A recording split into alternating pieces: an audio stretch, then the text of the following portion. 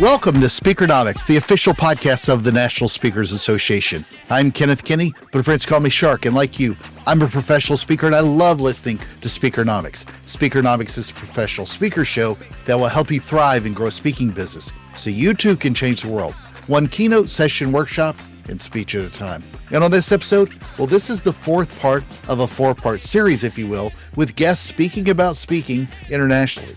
We went all over the globe again for this one, from Denver to Dubai and from New Jersey to New Zealand, just to talk to a lot of amazing speakers with global points of view of the speaking business. Now, to all my speaking friends, do you need to change your marketing to reflect being an international speaker and one that works well for specific countries? Having lived overseas and having spoken a lot overseas, I often thought about the packaging, if you will, that was different for speakers in France versus, say, Brazil or South Korea or anywhere else I might market. While you might have a great and universal message, that messaging and marketing may need to change slightly. In part 4, we'll ask some global speaking experts what it takes to be a successful international speaker when marketing themselves to specific countries. Let's dive in then with the perspectives of speakers all over the world who have seen what works and what does not. Hopefully some of their insights will help you take a new look on what it takes to market yourself better as an international speaker. And let me remind you too that if you're not following their voices on the audio version, then make sure to check out NSA's YouTube channel to watch the video version of the show there. The experts that we're showcasing today, all 10 of them in order of appearance, include US-based Ruby Newell-Egner, US-based Sylvie De Giusto, New Zealand's Elias Canaris, the UK's Lavelda Vincenzi, Singapore's David Lim, South Africa's Joni Petty, Germany's Rainer Pedig, Sweden's Anthony Lassanai, Mexico's Jesus Tobias, and closing us out is US-based Alan Berg. And before we jump in, make sure to go to Speakernomics.com. That's where you can find the tips, insights, and knowledge to help you become a better speaker, build a better business, and get paid to speak. Now, let's learn from some special people, and then I'll see you on the other side with some international takeaways. Ruby, you do obviously have a lot of business stateside as well. Do you find that your marketing changes at all, or to what level does it change when you're marketing yourself as an international speaker versus one that speaks at, say, an event in Vegas or any other location? Well, people will hate me for saying this, but I haven't had to market very much. It's been one of those very lucky things.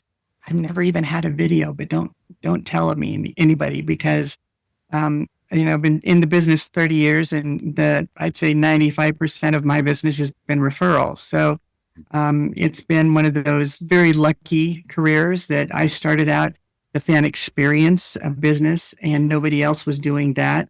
And so sports found me, and that just grew and grew and grew. And 67 professional teams later, I was the one that started that role, and Disney came in and competed with me a little bit. The Disney Institute was my main competitor for a little while, but there was enough business for all of us. So that didn't impede me very much. And then amusement parks and water parks were another part of my business that there's plenty of those around. So that was a nice part of my business as well. And once again, the word of mouth was very helpful for me. So the marketing hasn't really changed very much. It probably should, but I haven't had to do that very much at all. Sylvie, how do you go about changing your marketing, or should you, when positioning yourself specifically to an international speaker to an international audience? Do you do anything differently for meeting planners in Austria versus Australia? Absolutely. I always say you can't be it if you can't see it. If you don't tell them, how would they know? Many US speakers just assume that people would know that they want to speak globally. But if you don't call yourself an international speaker, if you don't position yourself as a global speaker, how would people know? But besides calling yourself one is one thing, then you obviously have to prove it, and you have to really work hard in your positioning. That starts with your website. To give you a very practical example, I have plenty of hidden landing pages in different languages on my website for the markets that I want to speak in, where I offer my insights and the materials in their languages, being very transparent that I don't speak those languages, but as a first point of contact, offer it to them in their language. And it also helps me for search engine optimization. So you need to attack those countries with search engine optimization. The next thing is social media. My LinkedIn profile is available in different languages. The next thing is hashtags in different languages, keywords in different languages, video marketing. Don't just upload your videos in English. There are nowadays, especially with artificial intelligence, so many opportunities that you provide your content and your IP in different languages. Think of international PR, media, podcasts around the world, or bureau relationships around the world. So you really need to ensure that people know that you want to speak internationally. You cannot assume that they just randomly stop by and figure out that you are the perfect speaker for their conference across the globe. At least, how do you find that your marketing then changes? Does it change at all country to country? Do you position yourself differently? Because some of that, what you're referencing as well with culture, obviously getting to know the people and working those stories. I mean, people are people world over, but some of the marketing can change depending on how you position yourself. Yeah, look, marketing will definitely change depending on the markets you're looking at. I think the fundamental aspect of the drivers within my marketing is through relational marketing. Who do I know who's an influencer that can advocate for me in a local market? It's about making sure that I'm going to connect in with somebody well in advance of a trip to a geography overseas to make sure that I've got a couple of things lined up. And they could be a couple of free gigs where I am talking to an audience that's attracted by my partners, who will then create an environment where I have an opportunity to speak. And we'll do a revenue share from that, where anything that comes out of that will have a pre-agreed fee structure where I can then hand back an element of that full fee to my partners. At the end of the day, I want to recognize whether I'm working with a bureau, whether I'm working with fellow speakers, that there is a win-win opportunity. They've got access to a database of clients. I've got access to IP that I can bring through. But then you've got to turn around and say, what are the key issues in that geography? And how do I translate the problems that we're trying to solve into something that's relevant to that geography? If you're not solving a problem, you shouldn't be going there in the first place. And if the problem is quite small, why are you even bothering? People will pay you a fee for solving a big problem. So try and identify what that problem is and then market back to that to make sure that whatever you're doing for even that free event will have enough value to attract potential customers that you can change from free to fee. Lavelda, with your international background that now has you in the UK, how does your marketing change, if at all, when positioning yourself as an international speaker as opposed to just somebody that works a lot, say in the UK or at least in Europe? Oh, that's a really good question. My marketing would change subtly. I don't think, nobody trusts the person who runs around and goes, I'm so trustworthy. I'm really trustworthy. I'm amazingly trustworthy. The same way that kind of going, I'm global, I'm international, I'm global, I'm international. It doesn't really bring on trust. But what I would say is what I look to do in my marketing is de-risk me as a choice for a potential booker. And that wouldn't matter whether I was going international or I was going into a different sector. What does that booker need to know? What do they need to believe? What do they need to see in order that I am obviously the best choice for them to make? And 9 times out of 10 for an event organizer of any description, they need to trust that you can do the job and this isn't your first rodeo.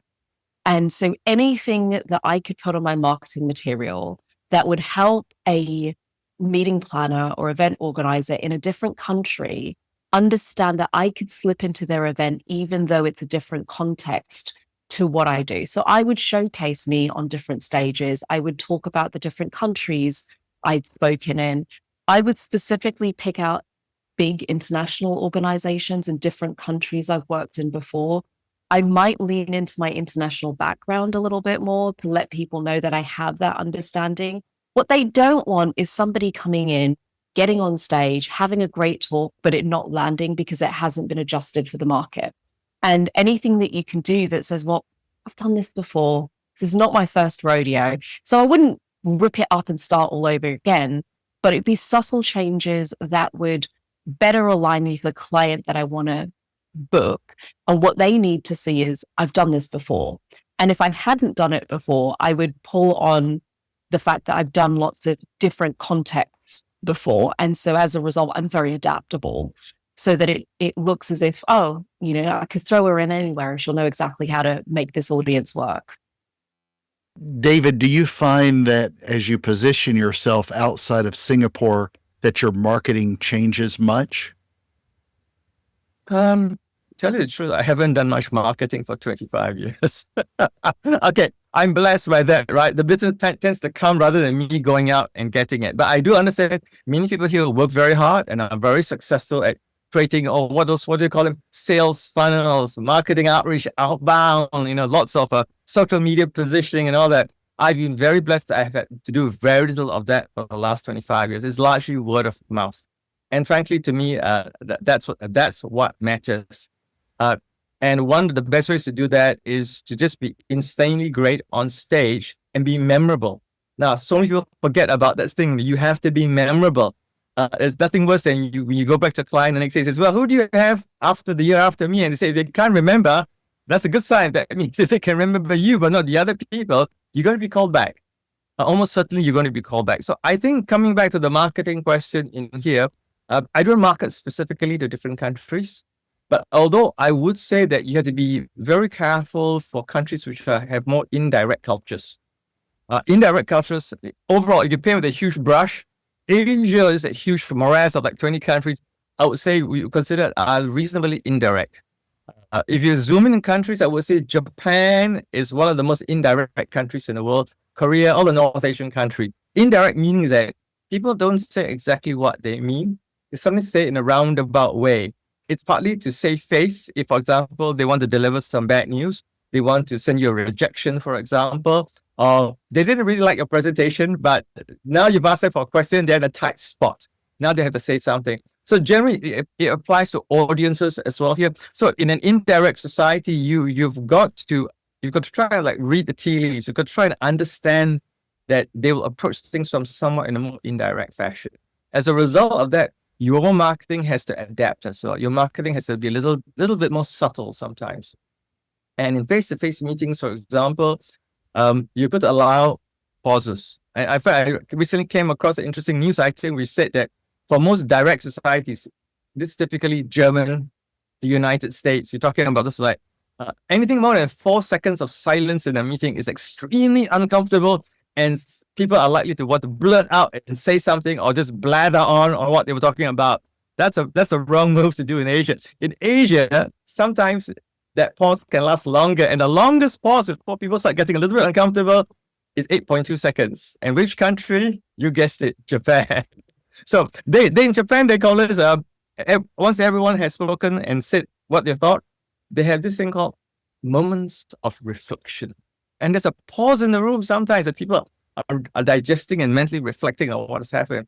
Now, if you come from that very direct society and immediately launch into your pitch or whatever, it's to be considered possibly rude, possibly inappropriate. So I'm just saying, if we extrapolate that to marketing material, videos and things like that, something a bit less in your face, something a bit more subtle, I think probably goes down better. Something where you don't look as though you're beating your own drum, sounding your own trumpet. But I know in America, for example, this is very natural. But in Asian societies where humility, collective effort, collective recognition, rather than individualism, all these broad brushes I'm mentioning now, all these generally tend to be better received than the other end of the spectrum. You know, individual, individual excellence, self promotion and all things like this. Actually, so these are things to be aware of when you're marketing to an Asia Pacific set of buyers. Joni, do you find that you change your marketing specifically to be an international speaker? I mean, you also have to appeal to these audiences that we've talked about, whether it was Singapore or Middle East or Australia, but you also have to position yourself just as a speaker inside South Africa as well. So do I change my marketing? My marketing in South Africa and my marketing in different industry sectors in different countries is not too different. Depending on, banking is quite different worldwide. I've just written a thought leadership, a white paper on banking. And if, I'm presenting that to South Africa at the moment because I deal with a lot of banks in South Africa, 55,000 people in their organizations, each of them. And the banking sector in South Africa is very advanced. And I know in some countries, they're not as advanced as South Africa. So my marketing will depend on what is the sector I'm going for and how advanced is that sector. And then my marketing really will bridge off a white paper that I've written so that people know that I'm a thought leader in this industry sector. And therefore, they're willing to hear from me. Well, Reiner, to the event planners and meeting professionals that you work with globally, do you find that your marketing changes to those audiences other than maybe some language changes if you were to send something, in English universally to a lot of those audiences, but do you market differently to the US audience differently than you do, say, the audience in India or an audience in Germany and so on and so forth?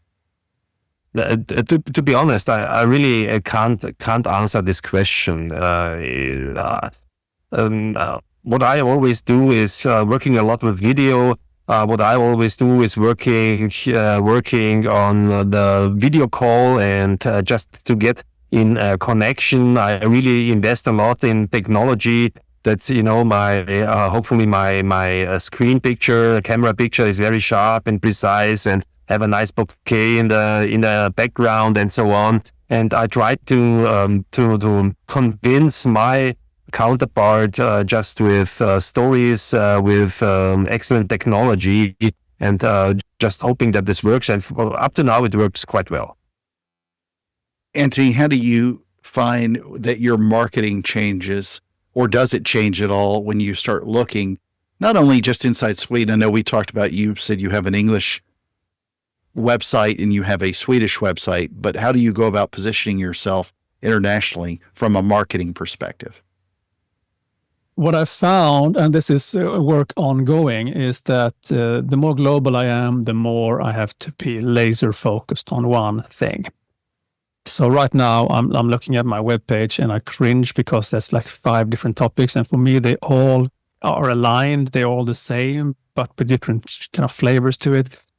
But I don't think it's the same for the potential buyer. I probably should be much more focused on what is it that I want to be known for. And I'm working really hard to make that even more clear. And I think that's a success factor if you want to go global. And I think it's a success factor in the US as well. You can't say that you're the jack of all trades. People won't hire you.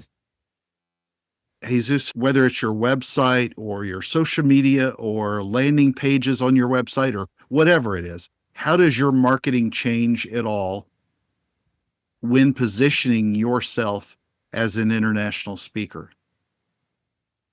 Well, I have a website in Spanish and English, and usually I don't change too much. When I went to market my lecture anywhere, I used to use the same social media like Facebook and Instagram everywhere I go.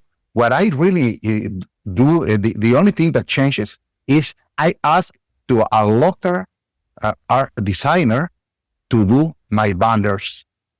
So I can do a banner with the taste of that country, is what I do.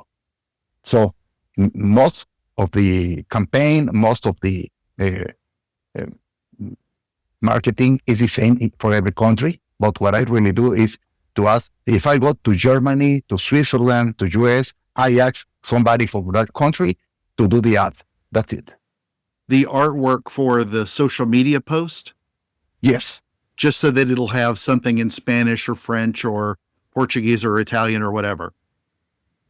Yeah, but always in Spanish. Always in Spanish with the design, because let's say when I went to Germany and Switzerland, they don't used to use very colorful ads. They don't like that.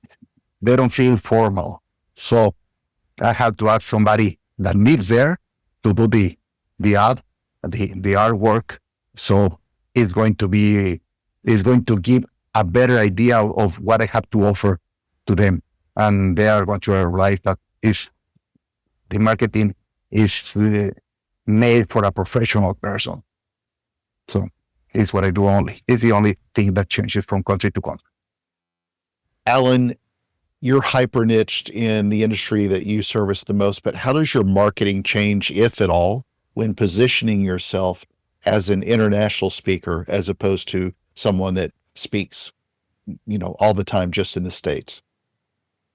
Well, in the niche, that's been the real big benefit for me. So rolling back, I've been in the wedding and event industry on the business side, magazines, websites, things like that for years. When I left in 2011, when I got downsized, started my own business, I didn't know if I was going to niche, because what I speak about applies to other businesses. I just happened to have been in that business. And I went to it wasn't called Influence then, but Influence 2013. And I said, I have an agenda. I'm going to leave this conference and I'm either going to say, you are going to niche in this industry, or you're going to go shallow wide, right? Narrow, deep, shallow wide. And I left there saying, okay, I'm going to be the wedding and event industry's business person. I'm not going to be somebody that speaks about sales websites, even though I had written books about that. And that has helped me because my business is based upon you looking for me, not you looking for somebody on Google. Right? I've almost never booked any business because somebody found me on Google, did not know me at all. I used to say never, but it happened twice last year. So now I have to say almost never. And I am speaking to somebody now about speaking in Italy next year. Why? Because she wants me, not somebody, me.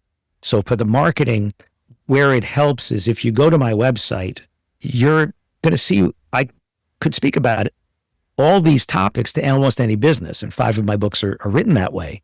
But when people go there, it's like, you're the guy. Like, you're the guy for this.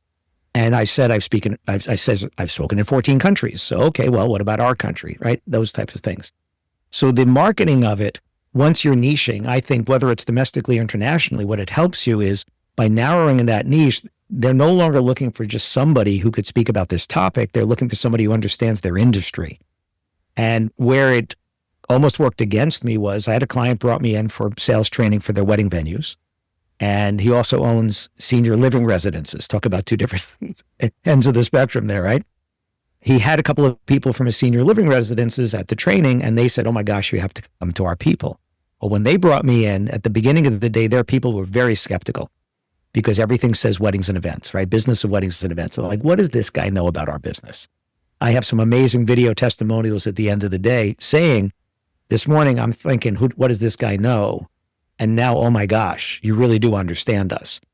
So it could work against you when you hyper niche like that, but it can work very much for you. So much of my business is built on the fact that you're looking for somebody in my niche as a subject matter expert and speaker and sales trainer.